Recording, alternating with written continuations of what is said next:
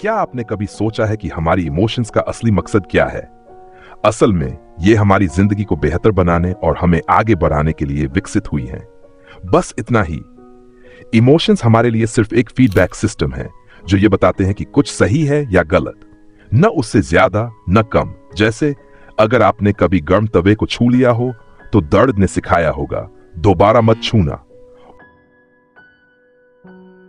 उसी तरह अकेलेपन का दुख सिखाता है कि ऐसे काम न करो जो आपको अलग थलग कर दे। इमोशंस का असली सच, हमारी भावनाएं हमें समस्या का संकेत देती हैं। अगर आप बुरा महसूस कर रहे हैं तो आपका दिमाग कह रहा है, भाई यहां कोई प्रॉब्लम है जिसे सॉल्व करना जरूरी है।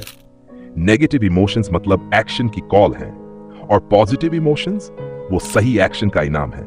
लेकिन यहां एक ट्विस्ट है, ये सब अस्थाई है।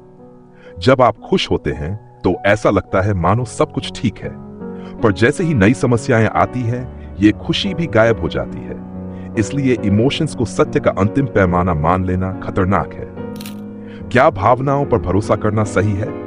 कई लोग अपनी इमोशंस को दबाते हैं। शायद आपने भी सुना होगा, गुस्सा मत करो, दुखी मत हो, या रोना कमजोरी है। पर सच्चाई यह है कि अपनी भावनाओं को दबाना ऐसा है जैसे गाड़ी में खराबी हो और आप उसकी चेतावनी लाइट को अनदेखा कर दें। नतीजा, समस्या और बढ़ती जाती है। दूसरी तरफ कुछ लोग अपनी भावनाओं पर बहुत ज्यादा भरोसा कर लेते हैं। मुझे गुस्सा आया इसलिए मैंने तुम्हारी कार की विंडशील्ड तोड़ दी, या मैंने स्कूल छोड़ दिया क्योंकि ऐसा करने का मन हुआ। अब सोचिए, क्या आप जानते हैं कौन अपनी पूरी जिंदगी इमोशंस के आधार पर जीता है? 3 साल का बच्चा और कुत्ते। और 3 साल का बच्चा और कुत्ते और क्या करते हैं? फर्श पर गंदगी, इमोशन बेस्ड डिसीजंस का खतरा। हमारी फीलिंग्स हमें अक्सर धोखा देती हैं। आज जो चीज हमें खुश करती है, कल वही चीज बोरियत का कारण बन सकती है। हमारा दिमाग हमेशा कुछ और चाहता है। इस अंधी दौड़ को हिडोनिक ट्रेडमिल कहा जाता है। एक नया घर, एक नई कार, एक और प्रमोशन, और फिर भी कुछ समय बाद वही अधूरापन।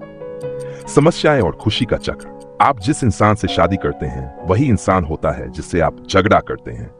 जिस घर को आप खरीदते हैं वही घर होता है जिसे आप मरम्मत करते हैं।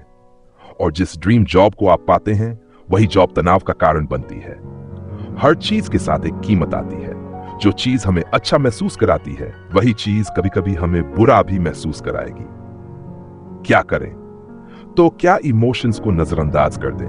नहीं, हमें अपनी भावनाओं को समझने और उनसे सही तरीके से निपटने की कला सीखनी होगी। अब क्या मेरा गुस्सा वाकई जायज है? तटस्थ होकर सोचें।